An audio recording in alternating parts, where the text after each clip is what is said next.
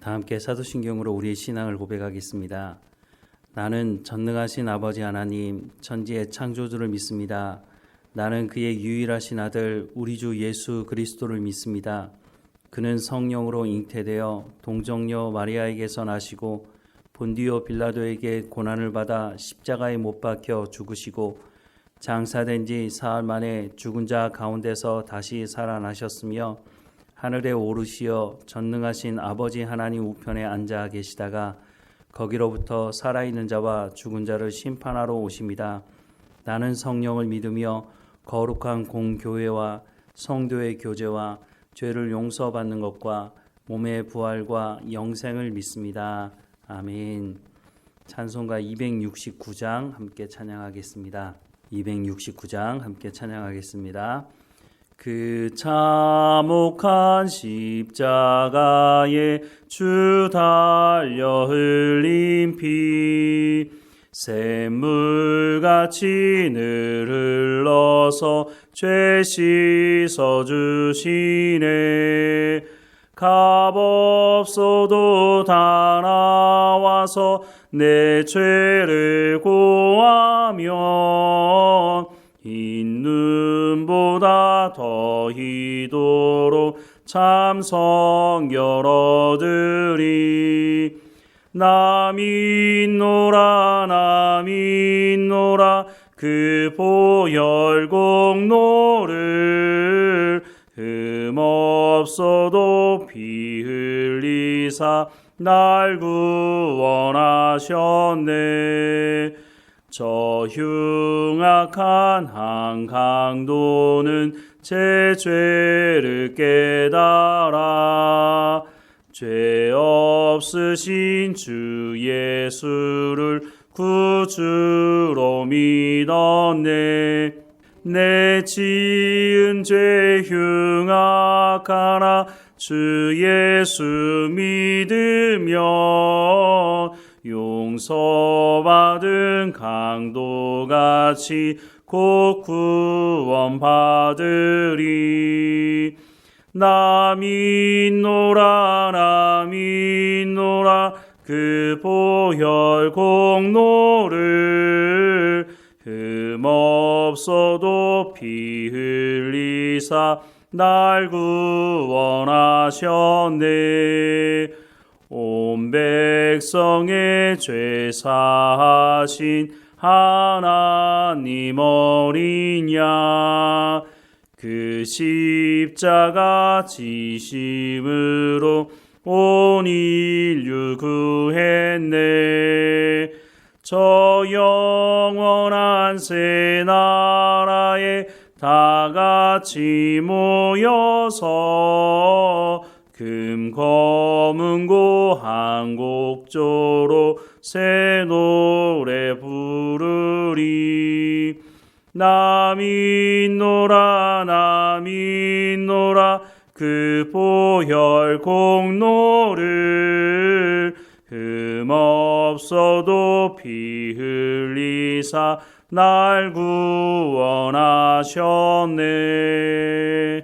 아멘. 오늘 하나님께서 우리에게 주시는 말씀은 고린도전서 5장 1절에서 13절까지 말씀입니다. 고린도전서 5장 1절에서 13절까지 말씀 함께 읽겠습니다. 너희 중에 심지어 음행이 있다 함을 들으니 그런 음행은 이방인 중에서도 없는 것이라. 누가 그의 아버지의 아내를 취하였다 하는도다.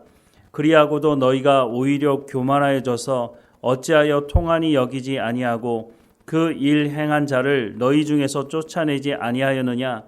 내가 실로 몸으로 떠나 있으나 영으로는 함께 있어서 거기 있는 것 같이 이런 일 행하는 자를 이미 판단하였노라. 주 예수의 이름으로 너희가 내 영과 함께 모여서 우리 주 예수의 능력으로 이런 자를 사탄에게 내어주었으니 이는 육신은 멸하고 영은 주 예수의 날에 구원을 받게 하려 함이라. 너희가 자랑하는 것이 옳지 아니하도다. 적은 누룩이 온 덩이에 퍼지는 것을 알지 못하느냐. 너희는 누룩 없는 자인데 새 덩어리가 되기 위하여 묵은 누룩을 내버리라. 우리의 유월절 양 곧 그리스도께서 희생되셨느니라. 이러므로 우리가 명절을 지키되 묵은 누룩으로도 말고 악하고 악의에 찬 누룩으로도 말고 누룩이 없이 오직 순전함과 진실함의 떡으로 하자. 내가 너희에게 쓴 편지에 음행하는 자들을 사귀지 말라 하였거니와 이 말은 이 세상에 음행하는 자들이나 탐하는 자들이나 속여 빼앗는 자들이나 우상 숭배하는 자들을 도무지 사귀지 말라 하는 것이 아니니 만일 그리하려면 너희가 세상 밖으로 나가야 할 것이라. 이제 내가 너희에게 쓴 것은 만일 어떤 형제라 일컫는 자가 음행하거나 탐욕을 부리거나 우상 숭배를 하거나 모욕하거나 술 취하거나 속여 빼앗거든 사귀지도 말고 그런 자와는 함께 먹지도 말라 함이라. 밖에 있는 사람들을 판단하는 것이야 내게 무슨 상관이 있으리오마는 교회 안에 있는 사람들이야 너희가 판단하지 아니하랴. 밖에 있는 사람들은 하나님이 심판하시려니와 이 악한 사람은 너희 중에서 내쫓으라. 아멘. 오늘 말씀에 보면 이런 일이 고린도 사회에서도 보기 쉽지 않은데 어떻게 고린도 교회 안에서 이런 일이 있느냐라고 말씀을 하고 있습니다. 1절 말씀에 보면 너희 중에 심지어 음행이 있다 함을 들으니 그런 음행은 이방인 중에서도 없는 것이라. 누가 그 아버지의 아내를 취하였다 하는도다 라고 말씀을 하고 있습니다. 고린도 사회에서도 보기 쉽지 않은 일이기 때문에 그런 일이 어떻게 교회에서 일어날 수 있느냐라고 고린도 사회 사람들까지 충격을 받을 수 있는 일이다라고 말을 하는데 그 일이 어떤 일이냐? 누가 그의 아버지의 아내를 취하였다 하는도다라고 말씀을 하고 있습니다. 아버지의 아내라고 말하는 걸 보니까 아마 친어머니는 아닌 것으로 보입니다. 아마 첩이 아닐까 싶은데요. 고린도 사회가 성적으로 문란하긴 했지만 어떻게 교회 안에서 이런 일이 일어날 수 있느냐라고 말을 하는 것이죠. 오늘 교회에서도 가끔 이런 일이 있죠. 세상 사람들이 보기에도 아니 어떻게 교회에서 그런 일이 일어날 수 있습니까? 라고 묻는 일들이 있는데 대표적인 일이 세습이라고 할 수 있습니다. 물론 세상에서도 기업을 세습하는 일이 있습니다. 그것도 대기업을 세습할 때는 문제가 심각하죠. 그래서 그 세습이 문제가 있다 이런 부분들을 뉴스에서 말하기도 합니다.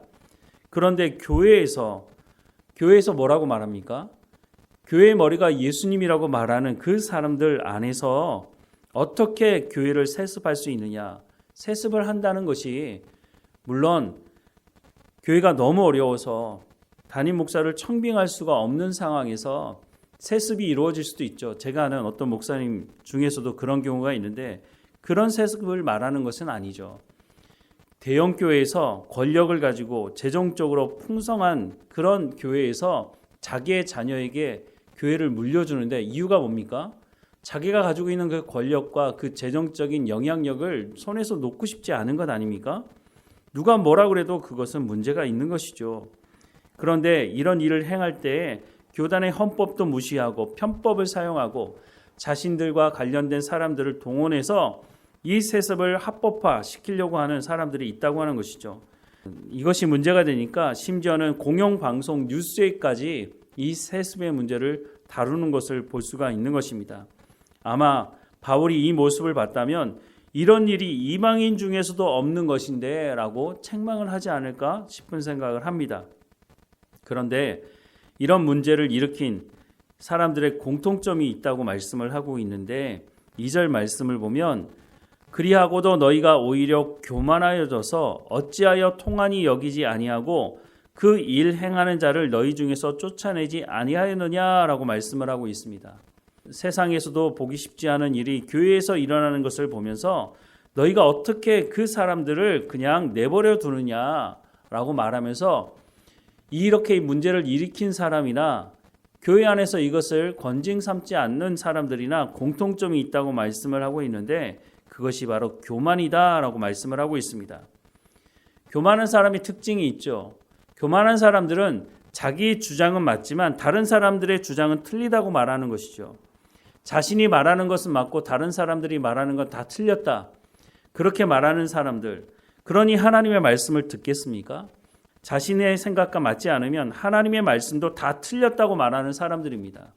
나한테 유익이 되는 것은 맞고 나한테 불이익이 되는 건 다 틀리다고 말하는 사람들이 교만한 사람들이죠.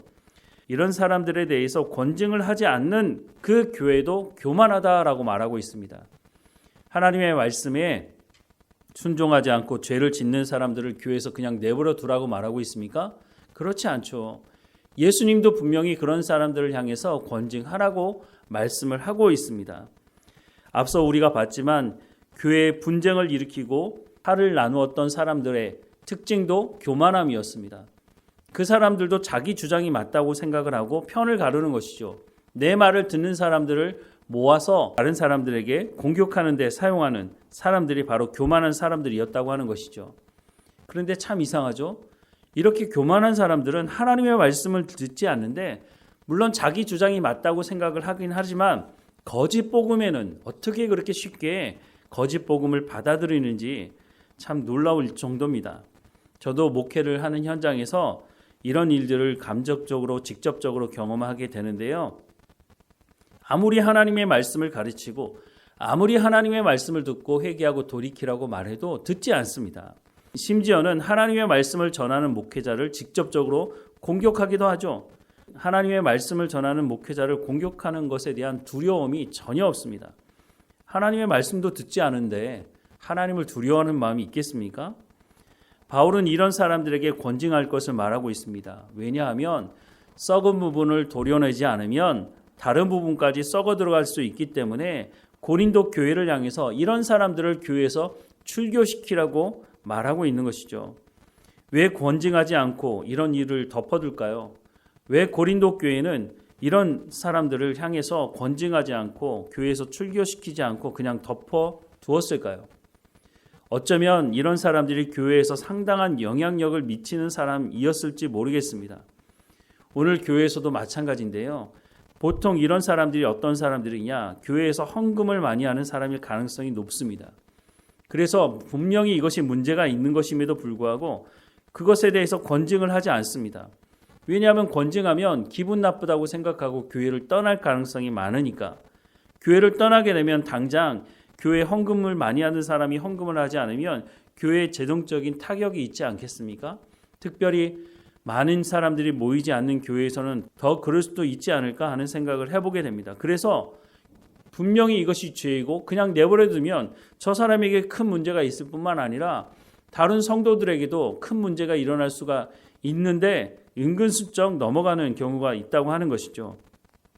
또 이런 경우도 있습니다. 권징을 하게 됐는데 그 권징을 당한 사람이 회개하고 돌이키는 것이 아니라 일을 가는 사람이 있습니다. 나한테 이렇게 했어? 알았어. 내가 기회를 보고 내가 이것을 반드시 안갚음하리라.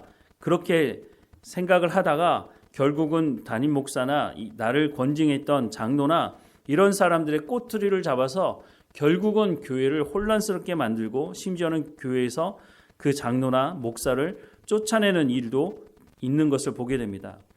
저도 이런 일들을 직감적적으로 경험하게 되는데요. 바울이 말한 것 같이 이방인 중에서도 없는 일들이 교회 안에서 항존직이라고 하는 사람들 중심으로 일어나는 것을 보게 됩니다. 은퇴 목사가 자기의 수족같이 부리던 사람들을 동원해서 새로 온 담임 목사를 공격하게 만들고 결국은 교회에서 쫓아내는 일도 있는 것을 보게 됩니다. 이런 일들이 우리 주변에서 종종 있는 것이 참 가슴 아픈 일이기도 합니다. 그런데 이런 사람들의 공통점은 똑같습니다. 교만하다는 것입니다. 교만하다 보니까 자신의 말은 맞고 하나님의 말씀은 틀리다고 말하는 것이죠. 앞서서도 말씀을 드렸지만 교회에서 헌금을 많이 했다고, 봉사를 많이 했다고 교회에서 자신의 기득권을 주장하려고 하는 사람들이 있습니다. 그런 사람들은 하나님의 말씀을 듣지 않습니다. 그러다 보니 결국은 교회에서 분란을 일으키게 되는 것이죠. 이런 사람들을 볼 때 참 안타까운 마음이 듭니다. 하나님의 말씀을 들으려고 교회 온 것 아닐까요? 하나님의 말씀을 따라서 순종하면서 하나님 나라를 소망하며 살아가기를 원해서 교회에 온 것 아닐까요? 무슨 원인 때문에 그 사람들이 교만해지고 하나님의 말씀을 듣지 않았는지 모르겠지만 하나님의 말씀이 그들 가운데 들려지기를 소망하는 마음으로 하나님의 말씀을 전합니다. 사랑하는 여러분, 우리가 예수님 믿는 가장 중요한 이유 중에 하나가 하나님 나라 가는 것 아닙니까? 그런데 마태복음 7장에 보면 예수님께서 이런 말씀을 하십니다. 13절 이하의 말씀에 보면 좁은 문으로 들어가라. 멸망으로 인도하는 문은 크고 그 길이 넓어 그리로 들어가는 자가 많고 생명으로 인도하는 문은 좁고 길이 협착하여 찾는 자가 적음이라. 거짓 선지자들을 삼가라. 양의 옷을 입고 너희에게 나아오나 속에는 노력하는 일이라. 그들의 열매로 그들을 알지니 가시나무에서 포도를 또는 엉겅퀴에서 무화과를 따겠느냐. 이와 같이 좋은 나무마다 아름다운 열매를 맺고 못된 나무가 나쁜 열매를 맺나니 좋은 나무가 나쁜 열매를 맺을 수 없고 못된 나무가 아름다운 열매를 맺을 수 없느니라. 아름다운 열매를 맺지 않은 나무마다 찍혀 불에 던져지느니라. 이러므로 그들의 열매로 그들을 알리라. 나더러 주여 주여 하는 자마다 다 천국에 들어갈 것이 아니요 다만 하늘에 계신 내 아버지의 뜻대로 행하는 자라야 들어가리라 라고 말씀을 하고 있습니다. 우리가 예수님을 믿는 가장 중요한 이유가 뭡니까? 하나님의 나라에 가기 위한 것 아닙니까? 하나님 나라 가기 위해서는 어떻게 하라고 예수님 말씀하십니까? 다만 하늘에 계신 내 아버지의 뜻대로 행하는 자라야 들어가리라 라고 분명히 말씀하고 있지 않습니까? 하나님의 말씀을 듣고 순종하려면 어떻게 해야 되겠습니까? 겸손해야 합니다. 하나님 말씀을 들어야 합니다. 그 말씀이 회개하라는 말씀이든지 나를 위로하는 말씀이든지 어떤 말씀이든지 하나님의 말씀이라면 그 약속의 말씀을 붙들고 살아가야 한다고 하는 것입니다. 아브라함이 하나님의 약속의 말씀을 믿었을 때 하나님이 그것을 의로 여기셨다라고 말씀하셨습니다. 그런데 하나님께서 말씀하실 때마다 아브라함의 그 상황이 좋은 상황은 아니었습니다.